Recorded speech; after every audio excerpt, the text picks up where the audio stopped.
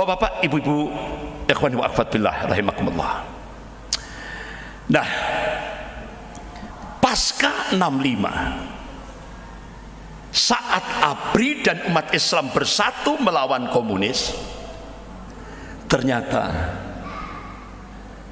ada sebuah organisasi bawah tanah yang cukup militan, yaitu Ordo Jesuit yang dimotori oleh Peter Buck. Ini komandan pasukan bawah tanah, yaitu Peter Buck, orang Belanda. Dan dia melakukan kaderisasi itu sejak tahun 50-an di Indonesia. Bahkan kaderisasi yang cukup signifikan itu tahun 60-an. Kader-kader itu disebar di seluruh Indonesia, termasuk di Malang, Surabaya, Malang. Ya, ini kader-kadernya. Jadi kader yang cukup militan, Peter Buck itu adalah Jenderal LB Murdani. Yang ini. Kemudian Jenderal LB Murdani mengkader dua lagi, Luhut Binsar Panjaitan, yang satunya Hendro Priyono. Kalau Jenderal Ali Murtopo itu bukan kader Ordo Jesuit, bukan. Jenderal Ali Murtopo itu keluarga santri, keluarga Hizbullah, Islamnya militan. Tapi saat ABRI dan umat Islam bersatu melawan komunisme, Peter Buck langsung masuk ke Inner Circle, pusat kekuasaan. Dia cari siapa yang paling dekat dengan Presiden Soeharto. Siapa?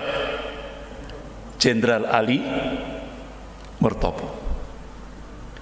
Sehingga akhirnya Jenderal Ali Murtopo direkrut oleh Peter Buck dan diberi janji, kalau Anda ingin menjadi RI 1 setelah Presiden Soeharto, syaratnya habisi umat Islam. Kira-kira dijalankan tidak oleh Jenderal Ali Murtopo? Dijalankan. Dan itu diungkap oleh wartawan majalah Tempo tahun 70. Tahun 70. Terbitan tahun 70 majalah Tempo. Ya.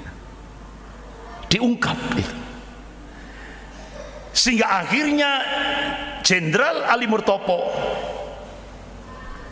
membuat rekayasa intelijen untuk menjebak umat Islam di Indonesia ini. Sejak tahun 70-an, Jenderal Ali Murtopo mengangkat Nur Hasan Ubaidah, orang Kediri, diangkat jadi imamnya Islam Jamaah, berubah jadi Lemkari. Nah sekarang berubah jadi LDII. Makanya Jenderal Ali Murtopo ini menciptakan, mengangkat Nur Hasan Ubaidah ini tujuannya untuk menghancurkan Islam dari dalam. Makanya Islam Jamaah itu punya manhaj. Kalau bahasa kita manhaj. Jadi manhaj apa? Sistem mangkul.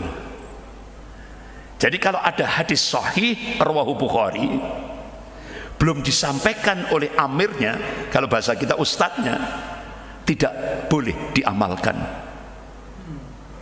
Ini kesesatan yang pertama. Sistem mangkul harus dimangkulkan dulu oleh amirnya, walaupun itu hadis sahih rawahu Bukhari, belum disampaikan oleh amirnya atau ustadznya, tidak boleh diamalkan walaupun hadis itu sahih Bukhari. Kemudian kesesatan yang kedua, di luar jamaahnya kafir. Hatta itu ibunya sendiri kalau bukan jamaahnya kafir. Ini. Jadi tujuan Jenderal Ali Murtopo itu untuk menciptakan ini, tujuannya untuk menghancurkan Islam dari dalam. Sampai akhirnya tahun 71 Jenderal Ali Murtopo ngangkat Adah Jailani untuk menghabisi, dibenturkan dengan NII asli, dibentuklah NII palsu. Apa bahasanya, NII KW lah. Untuk dibenturkan, adu domba. Sampai akhirnya ada Jailani ini, puncaknya berdirilah Pondok Pesantren Zaitun di Indramayu. Itu Pondok Pesantren Zaitun itu pondok terbesar, termegah, termewah se-Asia Tenggara. Tapi ajarannya dahsyat. Apa itu? Begitu santri-santri itu mau lulus, dia kan kembali ke orang tuanya masing-masing. Apa yang terjadi? Orang tuanya dikafirkan. Astagfirullah. Sehingga akhirnya banyak orang tua benar-benar kaget, Pak. Sehingga Kiai Haji Atian Alidai itu banyak menjadi tempat curhat para orang tua. Banyak itu di Masjid Al-Fajr. Sehingga meminta supaya Pondok Pesantren Az-Zaitun itu ditutup. Itu termewah, termegah, terbesar se-Asia Tenggara. Kemudian tahun 76 sampai 81 Jenderal Ali Murtopo menciptakan Komji, Komando Jihad. Nah, ini ditulis untuk dijadikan disertasi doktor, yaitu Dr. Muhammad Busro Muqaddas, pimpinan pusat Muhammadiyah. Alhamdulillah saya dikirimi satu disertasinya itu, segini tebalnya. Jadi kesimpulannya, Jenderal Ali Murtopo menciptakan Komji atau Komando Jihad ini pakai strategi intelijen teori pancing dan jaring. Itu. Dipancing, kemudian dijaring. Berapa yang dibunuh? Itu. Jahat. Itu. Kemudian tahun 81 Jenderal Ali Murtopo mengangkat Amran. Nama aslinya Amran, tapi kemudian dijuluki Imron. Nama aslinya Amran. Disekolahkan di Libya untuk menguasai ilmu terorisme.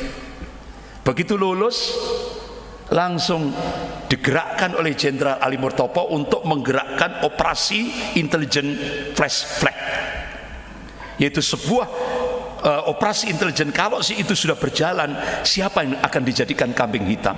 Umat Islam. Akhirnya digerakkan oleh Jenderal Ali Murtopo, yaitu pembajakan pesawat Garuda di Don Muang, Thailand, yang sering disebut dengan operasi Woyla ini. Sehingga akhirnya umat Islam se-Indonesia kena stigma, kalau bahasa sekarang radikal, teroris. Nah, itu seperti itu. Ini operasi intelijen. Kemudian kasus teror Warman, kelompok Usra Jakarta, Tanjung Priok. Berapa umat Islam yang dibunuh? Hampir 400-an. Malam hari itu selokan-selokan di kawasan Tanjung Priok penuh dengan darahnya umat Islam. Waktu itu koordinatornya adalah Jenderal LB Murdani, karena dia sudah pengalaman dididik oleh intelijen Mossad, sehingga akhirnya dalam semalam itu bersih. Besoknya sudah tidak ada bekas-bekas, sudah tidak ada. Padahal jadi itu malam hari itu, Pak, mayat-mayat 400-an lebih itu di-scrop traktor, kemudian dilempar ke bak truk. Itu masih ada yang hidup itu, kemudian dibuang di laut, ada juga dikubur massal. Nah, itu 400-an lebih. Ini operasi intelijen. Kemudian Horkoneng, Talang Sari Lampung, itu ratusan umat Islam pada saat sholat subuh dihabisi. Itu yang memimpin adalah Jenderal siapa tadi? Hendro Priyono. Ratus yang disiksa, yang diusir, yang dibunuh. Kemudian peristiwa pelarangan jilbab bagi pelajar, mahasiswi, guru, kebijakan ketat para khotib di masjid-masjid. Kemudian daerah operasi militer Aceh, itu korbannya berapa? 5.000-an lebih, dipimpin langsung oleh Jenderal LB Murdani. Kemudian terakhir di tempat saya, Banyuwangi, yang sering disebut dengan kasus ninja. Itu Bupati Banyuwangi, itu di tempat saya itu, Bupati Banyuwangi itu minta kepada kepala desa, lurah-lurah untuk mendata dukun santet. Tapi yang dibunuh ulama, bukan dukun santetnya.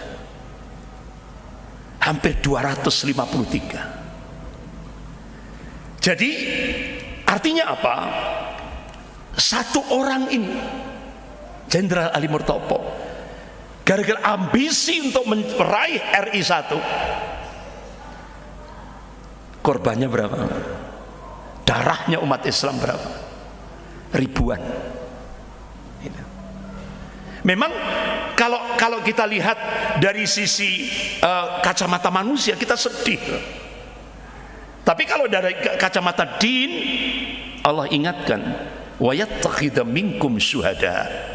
Dan Allah, keinginan Allah ingin menjadikan sebagian orang-orang mukmin mati syahid, mulia di hadapan Allah.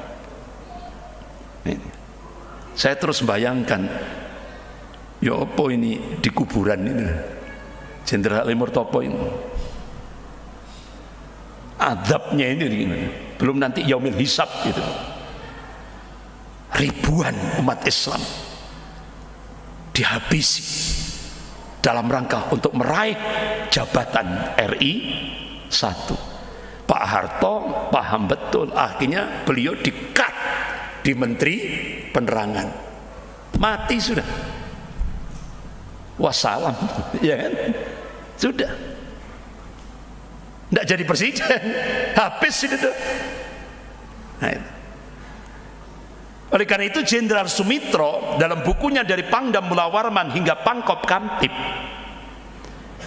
ini semuanya itu adalah rekayasa Ali Murtopo untuk menjebak umat Islam di Indonesia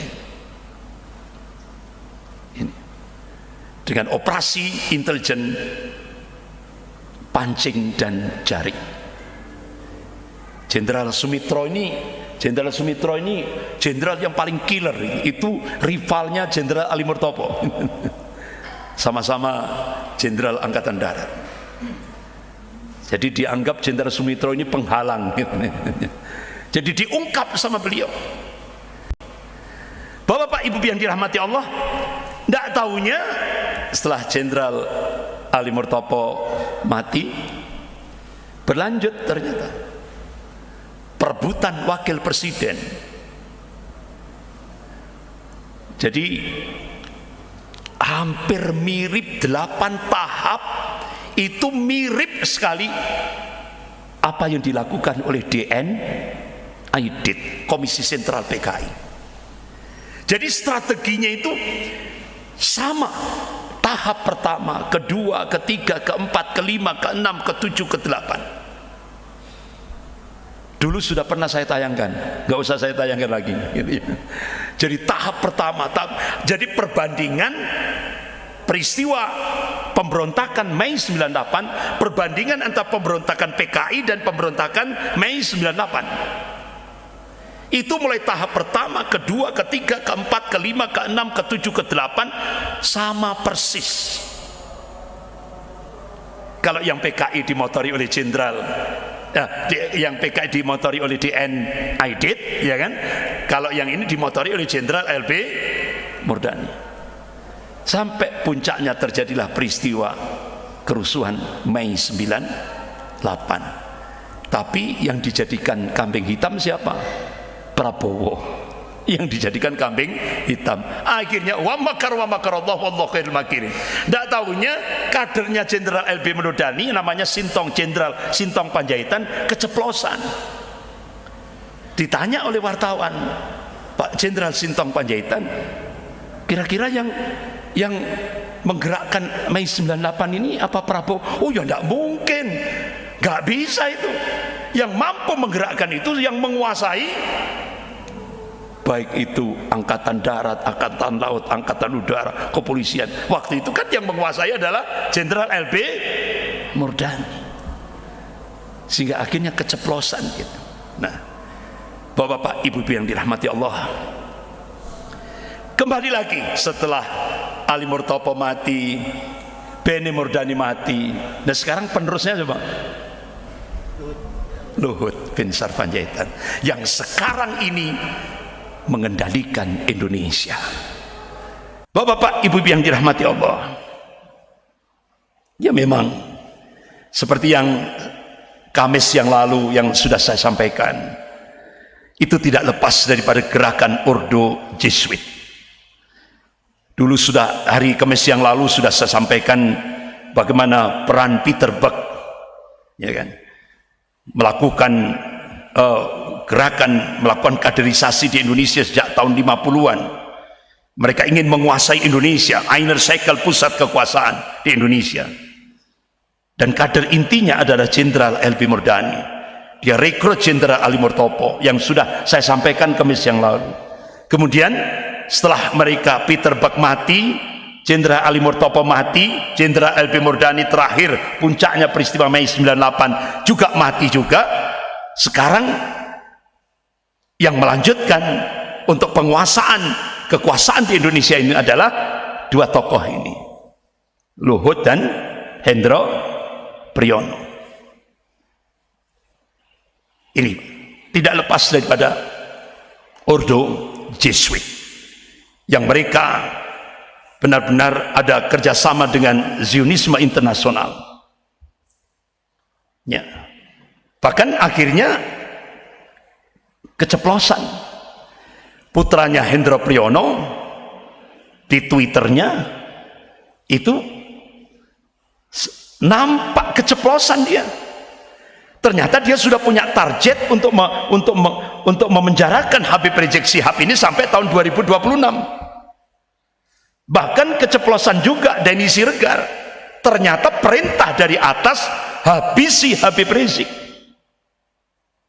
Terbongkar juga akhirnya. Makanya kenapa Prof. Din Samsudin langsung menegaskan penembakan 6 laskar FPI ini kezaliman besar dan nyata. Bapak-bapak, ibu yang dirahmati Allah, bahkan Pak Said Didu, sudah berapa nyawa rakyat melayang demi kekuasaan.